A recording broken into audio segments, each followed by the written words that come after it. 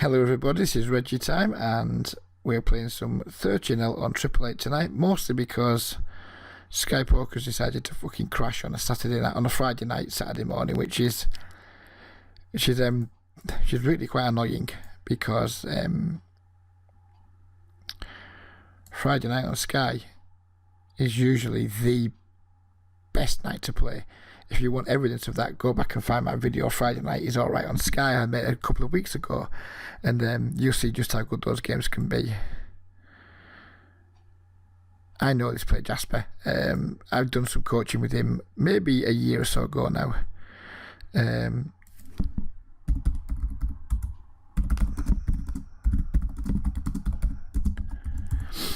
And he knows probably that I'm quite the nit, but I don't believe he gets out of line against me. Maybe he does. Maybe he's absolutely fucking destroying me by 3-betting me, but it doesn't feel like he gets excessively out of line against me. So we're going to give him credit there for the time. I mean, we have 6 high blind versus blind. It's annoying when we get 3-bet, and we know we're up against a regular who will have a reasonably wide 3-betting range, but you just got to kind of reel in your emotions.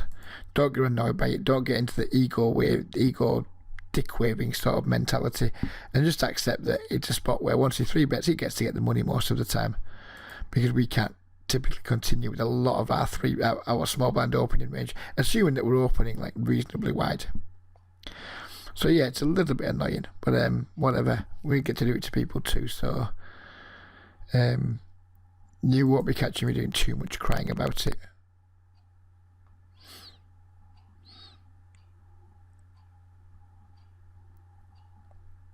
King 10 off under the gun. We're looking round. Ausschlag, I know for a fact this guy is very loose passive. I've lost all of my tags because I recently got a new computer.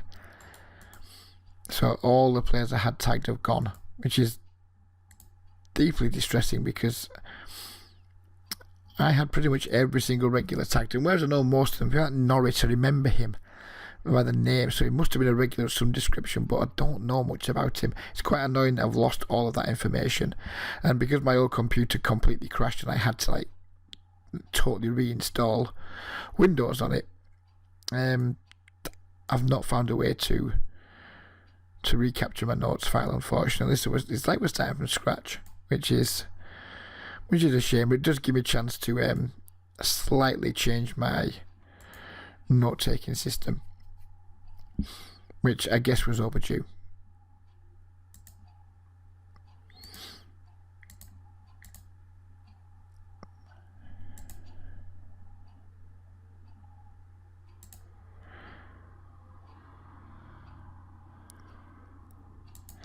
It does have to be said, I'm looking forward very much to the next 6 months of poker.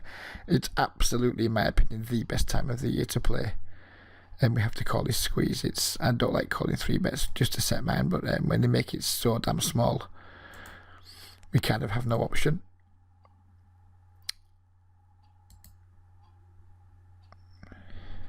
Wouldn't be surprised to see him like bet here.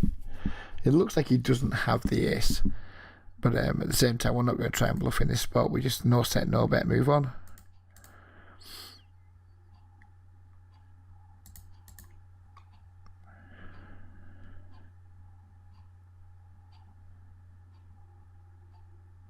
So yeah, to get back to the point I was making about the time of year, I wish I'd stop getting 3-bet blind versus blind when I don't have anything I can defend, but whatever. It's absolutely the best time of year to play poker, in my opinion. I'll tell me the auto reload's going to keep working. It is. It's a time of year now where the nights start drawing in Western Europe, and I'm not sure about the rest of the world, but as given that most of Triple H traffic comes from Europe, it's hopefully the time of year where we start to get more recreational players into the pool because they've got less to do with their time. You know, when the sun's not out, they can't go to the pub as much. They can, but they don't feel like it. There's not as many barbecues going on. There's not as much general socialising going on, which is damned inconvenient to us online poker players who try to make some kind of income from the game. It's going to be destroying my 4 to 3-bet stats, all these min 3-bets that keep happening to me. Not much we can do about this. We have flopped a pair, but And I guess we could just fold the jack deuce, but it's a min 3-bet, and who knows, we might just get really lucky and flop something exciting. We flop top pair, top kicker here on a really dry board. We get led into. I'm going to make an absolutely minuscule raise here, just to make sure we can build a pot big enough to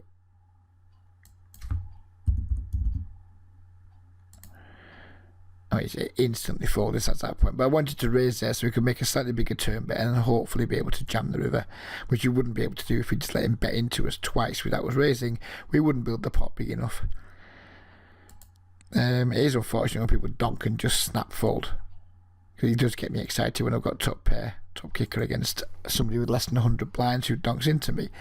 And you could look at that now and think, oh, why did you raise? You kind of lost your customer. But I was just hoping he had something that could call. Now he doesn't have something. I will go back at the end of the session, possibly, if I find him doing it regularly, donking and folding, and just put a note on the guy to say that this guy donks and folds a lot, so let's not raise him for value when he donks. Let's raise him more for bluffs than for value. We raised here. We got a really awful flop for our hand. And we're just going to hope to show it down and hope to beat something like pocket 5, so I hope he lets us check it down. We might be able to bluff catch this river now. We've managed to keep the pot small enough. I wonder what he did, just let us show down against. I'm going to presume he had either ace high or a smallish pocket pair. Or maybe he just had the 6-3 and gave up completely with it. So, what do I know?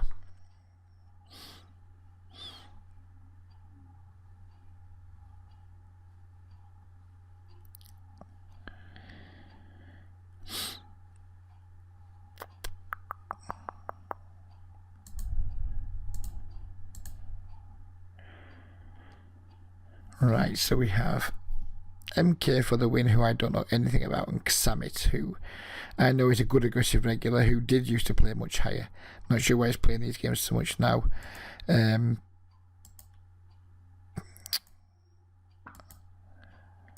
think we're just going to let the 10s go here. We don't need to get involved in the battle there. It's possible 10s are the best hand, but they've probably got a bunch of equity between us. If I put the cold 4-bet in, I'm going to be praying for the fold. It was tempting there because Xamit's so aggressive. It was tempting to put the cold 4-bet in, but I don't know. It seemed like he might have been slightly overplaying, and I don't want to call there.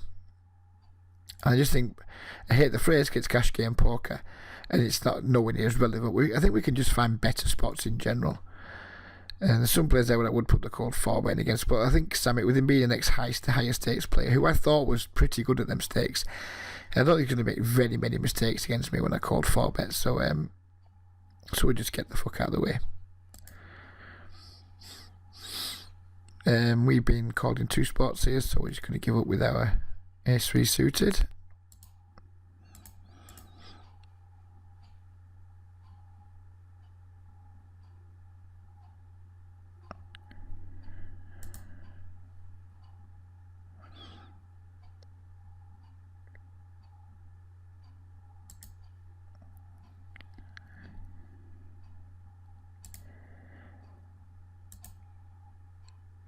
Cycling through some dull hands here. This is the boring side of poker, and then we just have to fold quite a lot because we don't really have hands. Because Xamit 3-bets us here, we'll be not folding, and we just be a matter of, do we want to 4-bet and get it in against him, or take a flop and see what happens. I'm not sure what I would have done there. I think it would have depended pretty much on his size, and if he made it bigger, I probably would have gone for the 4-bet. If he made it smaller, I might have been happy to take a flop and look to play some poker with him.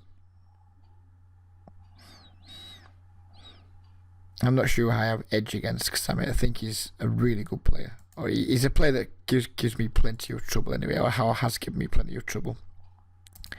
If I do have edge against him, it's not going to be when I'm out of position in 3-bet pots for the most part. That isn't when I'm going to find my edge against him. And I'm doubtful I have any edge at all, to be honest with you. Not pre-rake. If we weren't rake, if there was no rake, who knows, maybe. And maybe we both just cost each other money. if we're like breaking even against each other and we're both losing to each other because of the rake, aren't we? So I tend not to get involved with him. There are some regulars who I think are pretty good. I just try and stay out of the way of, because there's just no reason to be getting massively involved with them. And maybe he doesn't mess with me either, because he doesn't seem to 3-bet me anywhere near as much as he used to. I don't know if that's just coincidence, or if he's changed his style or his strategy or whatever, but we don't seem to do too many battles. I don't do an awful lot of reg battling, full stop, really. This is the second time Jasper's 3-bet me. With pocket sevens again, we can't do too much. But when they're just what I'm going to make straight away here is when I have people like Jasper and Sammy having position on me, I'm going to start making my open smaller, just to make them less inclined to 3-bet me, or if they do 3-bet me, to make it less profitable for them, and to give me a chance to actually have some options against them more. Maybe we can call some of the 3-bets in position, etc. Hopefully see the flop wants to see a flop here. He wants to more than see a flop, and we're in really good shape. And we hold, which is really nice. We'll absolutely take that, and he gives me a fried egg for my pleasure too, which is which would have been welcomed if it was a real fried egg, because man, I love fried eggs. Just going to overlimp here with the 7-6 suited, I think. Something I don't mind doing when there's like tons and tons of players in the pot who don't have full stacks.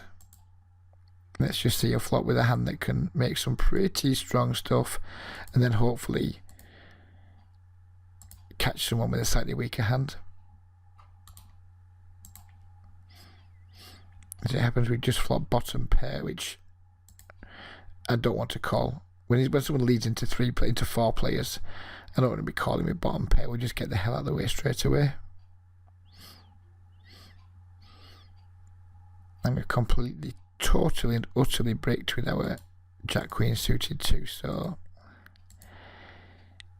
it just feels like a check fold here as well. I'm just not into bluffing in multi-way pots. I think it's a surefire way to lose your mind and to lose your bankroll, especially on those board textures.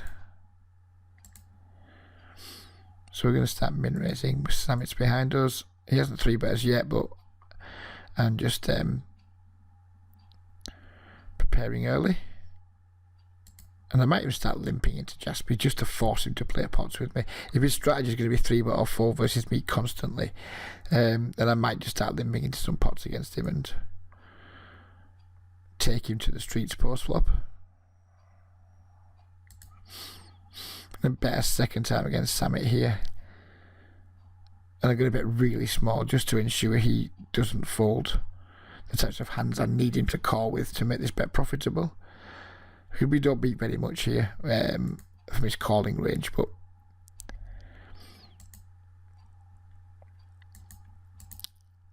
I think he 3-bets most of his good aces. Maybe I'm value owning myself.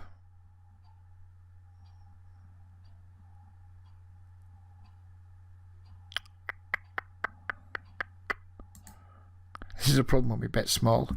We don't know if we've induced the raise or if he's just like raising because he's made his hand in some description. 4 shouldn't change things too much.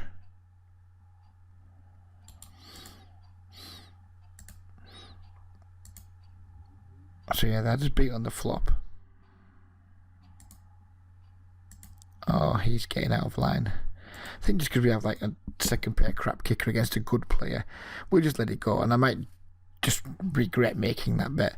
If I've ever got to bet small against a good player, I'm probably better off just checking back, to be honest with you, because the reason I'm betting small is because I don't think he's going to call me with a very wide range, which is why I bet small in the first place, and then I end up giving him the opportunity to do that to me, because he probably knows I don't have a particularly strong hand, and it just puts me in a tough spot.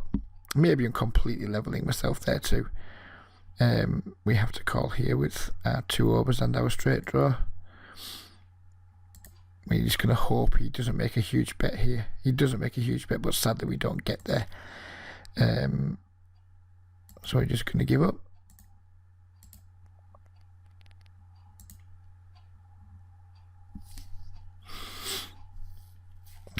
completed another level. Get in there. That'll be worth about 3 pence to me.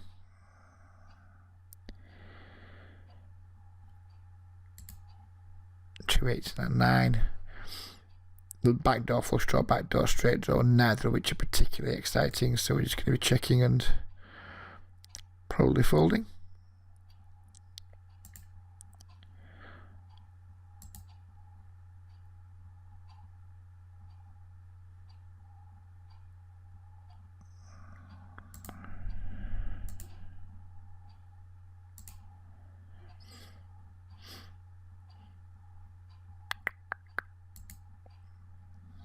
These games seem really quite good tonight. It's a funny thing, Triple H's 30L Snap.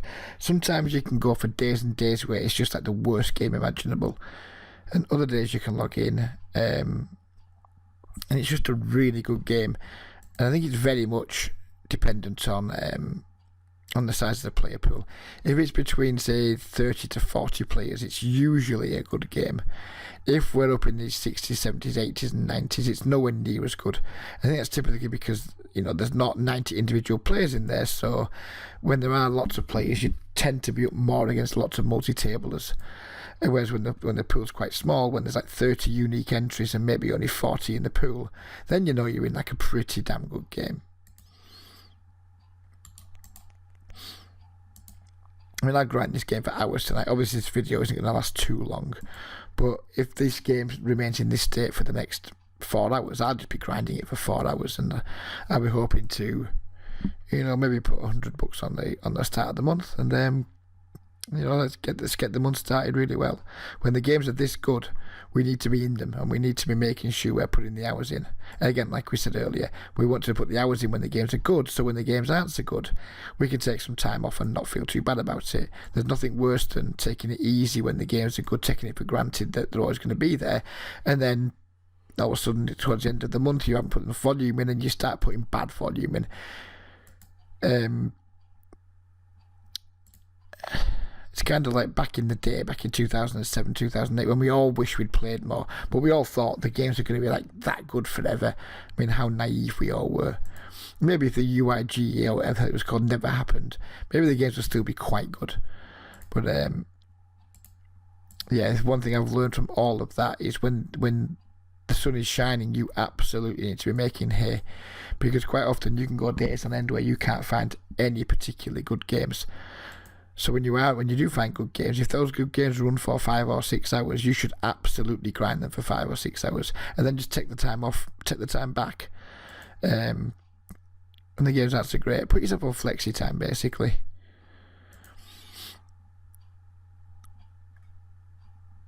It doesn't matter when you get your hours in. If you can play 80 hours a month, if you get those 80 hours in over the space of just whatever 20 days and give yourself 10 days off when the games are shit, that doesn't matter. It's just a matter of getting the hours in you know you can get in, and getting all of those hours in under the absolute best circumstances possible. I hate tagging Ukraine players as fish, but when they're sat there with 20 big blinds in the stack, I can't give them any other tag, much as I don't like to do it, because I'd never found a Ukrainian player that's really fishy yet. We just have to do, well, I mean, look at all these fish icons that are flying around this table. I mean, that's the second time we've got ace deuce limping, so we're going to get the fish tag too. These games are like off the hook right now. They're really good, and all we need to do to make a lot of money is just make some hands, have them hold, and just not spew. As bad as that might sound advice-wise, in terms of like not playing super exciting, super clever high-level poker, that's exactly what these games play like. You know, you need to play exciting high-level poker when the games are bad, because you're playing against high-level players. When you're playing against a bunch of low-level players, you just need to get in there, put the work in, play solidly without doing anything too extravagant. And just wait for good things to happen almost. And that's, I understand how that will sound like to some players, like, what the fuck is this guy talking about? He's not giving us like any really good technical advice here. But it's not about good technical advice at this stage. It's about just remaining level-headed, not deviating from your strategy, and just printing money without having to do anything particularly extravagant. and muck the 10-8 off to the 3-bet. That really isn't very much good at all can happen with 10-8 off. When we could go for an hour and a half here, and maybe drop a buy-in and a half through just never making a hand and getting in tons of multi-way pots and not being able to bluff because we're multi-way pots, etc. But then in the next half hour after that, we could just start getting a little mini heater and we could pick up 4, 5, 6 buy-ins in no time. You just got to put the time in. So all it's about is an exercise in grinding. That's what it is. Just grind. It's currently 1:05 in the morning. If this game's remain in this state till 6 o'clock in the morning, I'll be playing them till 6 o'clock in the morning. Unless I just become extremely tired or what have you. I mean, I'll obviously stop for some food and something to drink or what have you, but it'll be literally a 5 or 10 minute break. Just freshen up and then go again. Because this time tomorrow or this time on Monday, the games might be terrible. And I might just want to watch Raw or watch some DVDs or who knows what. Just do something that isn't poker because the games aren't really worth grinding. So to allow myself that luxury, I'm going to absolutely make the most of these sessions now.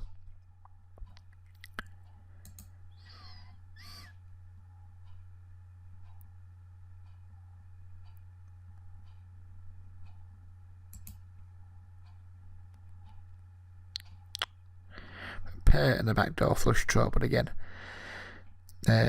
multi-way pots. I'm going to be super tight in them. I'm not going to be giving money away. I'm not going to be bleeding 4 blinds here, 5 blinds there, 6 blinds there. Because that's how you do get buried like 2 buy-ins without even knowing how you managed to get buried 2 buy-ins. I'm going to complete it again. Whatever you help pronounce it, Summit. And sadly we completely break the flop. And we're going to be completing against Jasper here as well if we have the opportunity, but we don't. Nothing at all we can do here against Sammy. We may well have the best hand there, but he just gets to win because we don't have anything and we don't have any draws. Hopefully his last hand limps again. We've seen his last hand limp literally every single time so far. I think we've seen him. Maybe not every single time, but it feels like he's limped quite a lot, so super excited to isolate him with a hand as strong as King Jack.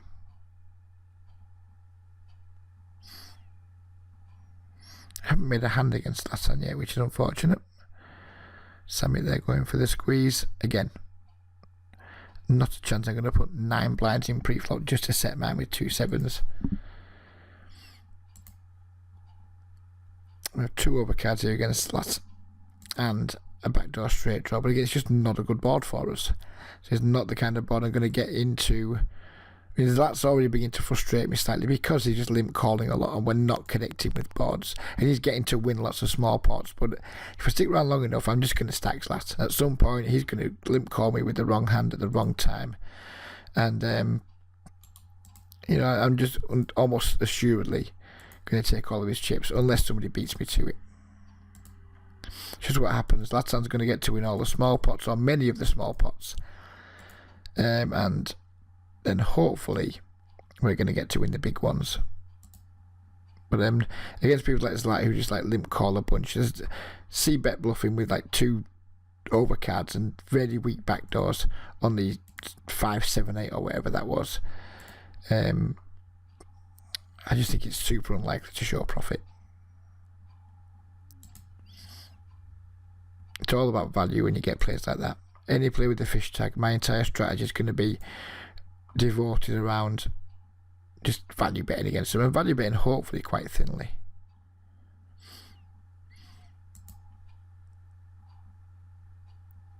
Interesting situation here because Sammit's raised under the gun. Just going to call.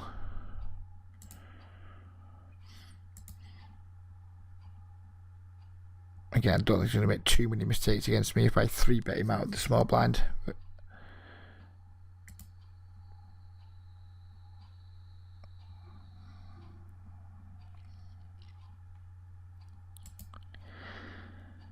two overcards and a good shot. We need what, like 30% equity to call this bet, do we? Not sure we've got that, but I'm going to call just once.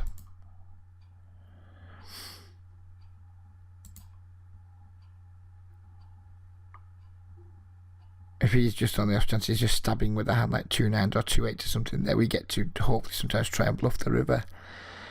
I'm going to squeeze here with my ace queen and fold if we get 4-bet.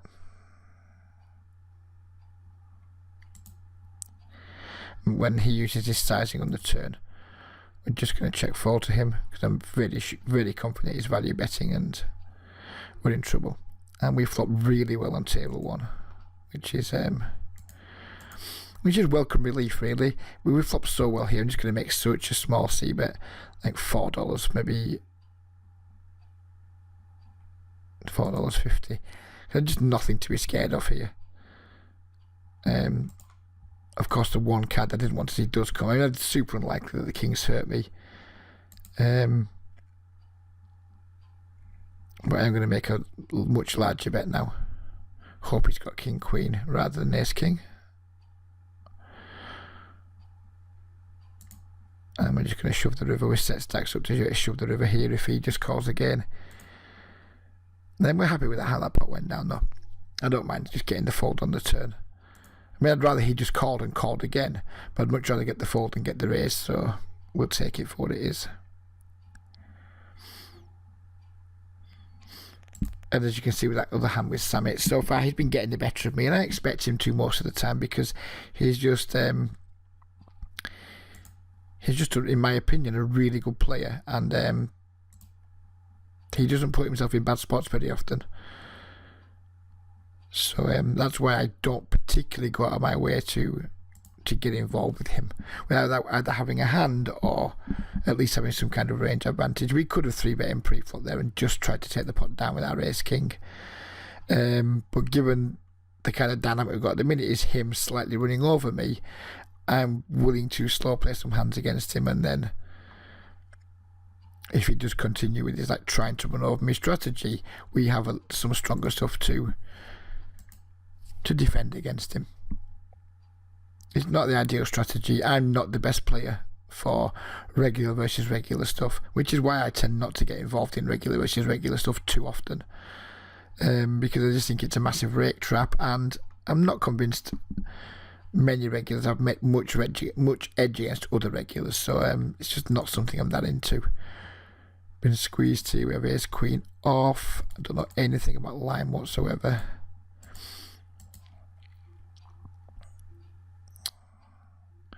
Torn between 4-betting here as a bluff, 4-betting and hoping he folds, and just folding now. I'm not calling, that's what I'm not doing. I think I'm going to go with the small 4-bet because he made his squeeze really quite small. So I'm going to go with the smallish 4-bet and hope he's just fucking around a little bit. If he jams a trivial fold. Didn't really expect the call, but now we've flopped an ace, and we've got an SPR of 2. We're just going to hope that we're good.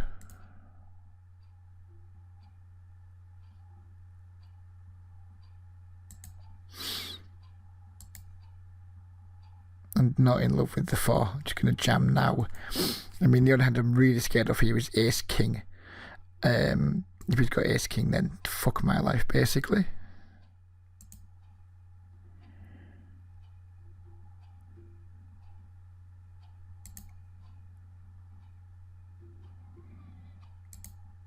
And he falls, so we'll take that down. We're having some nice red line wins so far this session, which is always pleasant. I didn't want to make another small bet there and just give him like a decent price if he had like random heart in his hand.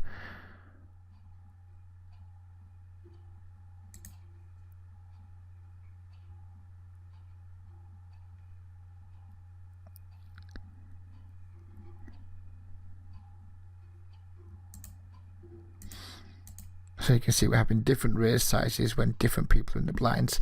It's not something that I see tons of players do. It's something I will absolutely do. We've been dunked into here for full pot, and we've got second pair. We're going to call and then just, and I hate the line, but call and reevaluate on the turn. And he quickly dunks full pot again. I think we can just get out of that. We've been in 2 pots with 4 lately, and they've like not offered too much resistance to us. So the time that he or she does show some resistance, at least the first time, I'm gonna give it some credit.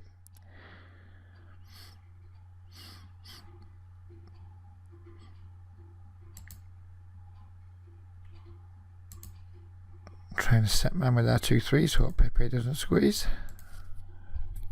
He doesn't, but we don't make the set, which is always a disappointment, isn't it? It's nice to make sets.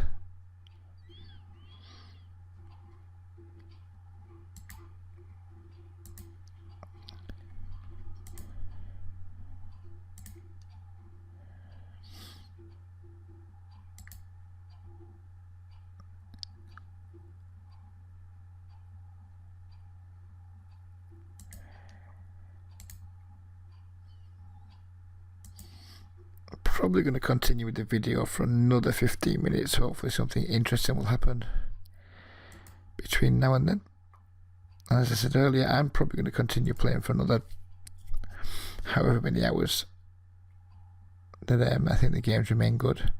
Ace-6 suited wouldn't typically be an open for me, but I can see 2 fish tags, 3 fish tags, and another guy's about to get the fish tag, so when I see so many fish tags, A6 just does become an open then.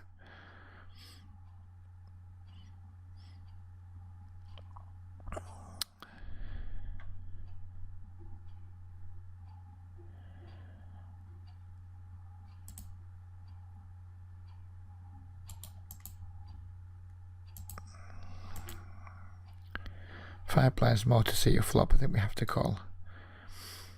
I'd rather have made it bigger so we could just fold, but when he only makes it 5 blinds more, I think folding would be way too weak. We're going to check back this flop, and if he checks the turn, then we're probably just going to bet twice and try and make him fold some like ace highs and what have you. And now I guess we're just going to call twice and hope he doesn't have the cue for our top pair good kicker. I'd like to see the queen of clubs on the river. That seems like it'd be a nice card for us to see. Oh wow.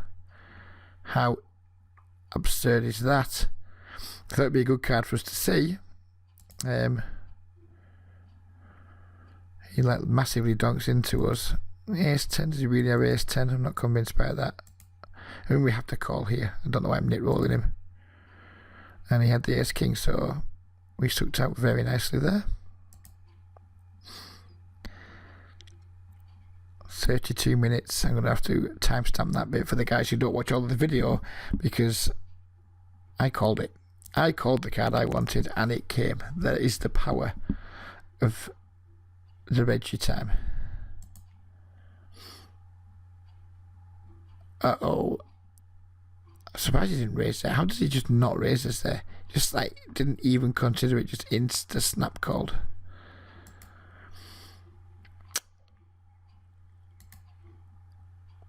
Two fish in the blind, so we'll make a 3x open. Kind of just want to end the video now. We just called the exact perfect card for us. It came and it won us the pot. I mean, it doesn't get any better than that. And now we're just going to end the video on a moderate 12-minute run out.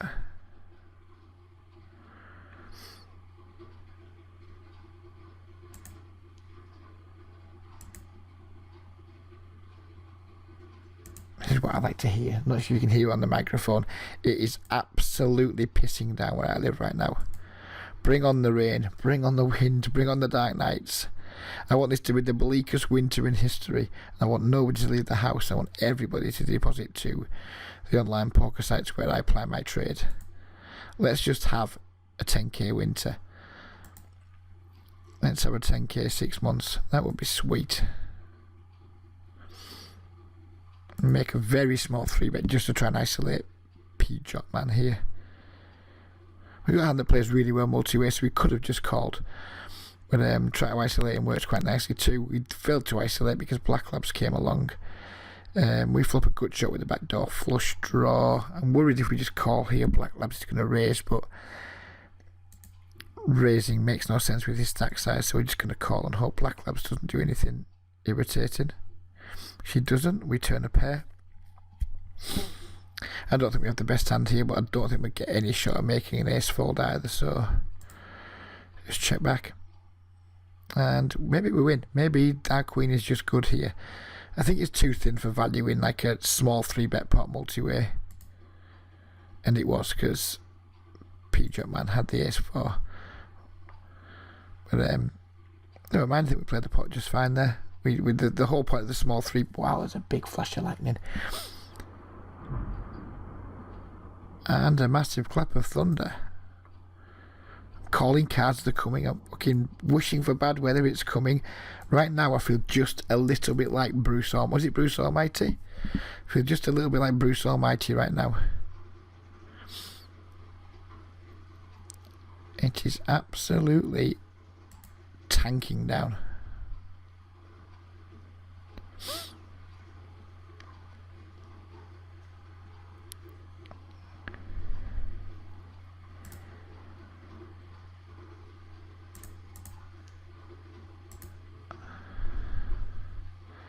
This is just going to be bet here on table 2 against Milk Squid, or Milk Squad, Milk whatever that is, Squid. He raises. We're clearly not going to call. I think getting it in here would be super spewy. I'm just going to call. We're going to check call again, and then think about maybe check folding rivers unimproved. Because you can absolutely have like 2 pairs here. You can't really have straights because we block them really hard. You have 2 pairs sets. The only hand I really think we're doing okay against is going to be like ace 10 and what have you, which you expect he checks back quite a lot on the river. It's going to be very much on how big he bets. If he bets like over 750, I'm probably just going to fold. We just block draws so hard, you know. We block like semi bluffs. I think he's going to have like a massive bunch of 2 pairs here. I mean, just think about this in terms of like what happens generally in micro stakes poker. If someone has raised, people who we expect to be passive, he's raised us on the flop, he's bet the turn, another massive flash of lightning, wait for the thunder. And it comes again. It must be quite close to us, this storm. So he's raised the flop, bombed, bet the turn, bombed the river. This is not a line you see players taking typically in micro stakes poker as a bluff. So I'm just going to make a very exploitable tight fold there. And just trust that I'm not being exploited by the pool. Maybe he did have a bluff in that spot, in that exact hand there. That is possible. But in overall, maybe in that exact one time he had a bluff, but I'd say who knows what percentage of the time there he's just going to have us beat. I wouldn't like to put a number on it because I don't know that actual player very well. Well, I'm just going to give him credit for probably having a hand and just make a tight fold. I'd rather make a tight fold than a bad stand.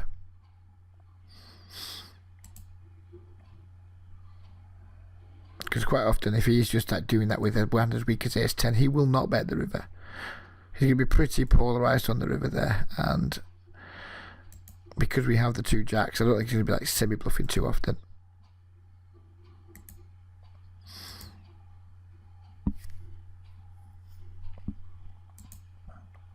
Problem with making too many like big calls against passive players is it just does absolutely tons of damage, and it can undo hours and hours of work. If we like make a bad call for like 40 big blinds on a river, then it takes us a long time to get that 40 blinds back in terms of big blinds per 100. So I'd rather just make some tight folds and not worry too much about it, because I've just called so often in that spot and lost so often. I just don't think it's going to be a winning play to make a call there. Tempted to 3-bet here, but ace deuce has been super passive so far, so I think we can get away with just calling, not expect to get squeezed too often. If that was a regular in the blinds, I would be forced to 3-bet or fold, because we've already commented that ace deuce is a particularly passive player, or we think he is. We can get away with calling from the small blind much more, because it's just so unlikely that we're going to get squeezed. Going to just continue checking here, try and show our hand down. If we make a straight, we'll make a bet.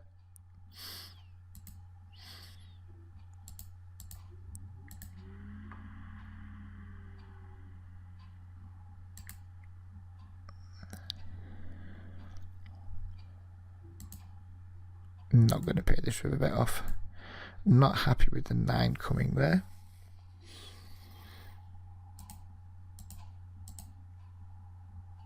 Quite an easy bet fold here on the turn, I think. Now it's a matter of, do I jam or do I check jam? He called so quickly. If he had a 9, surely he would have taken more time over deciding whether to raise or not. So does he have draws? If he has draws, the 10's either made him in some way, so he might bet, or if he's got a flush draw he can't call. So I think I'm going to go for a check raise here. And the reason for that was give him chance to value bet a worst made hand and give him chance to bluff. I think he bets a 9 there for sure if he has a 9. So we get to check jam on the 9, we get to check jam on his missed flush draws, we get to check jam on his straights and things. And we missed value from like 8x mostly, which is exactly what he had. He had the 8x. So we do miss the value from exactly 8x, but I think the most of his range, or a lot of his range, is going to bet that river, and we get to get all of it then. Or we get to trap his bluffs.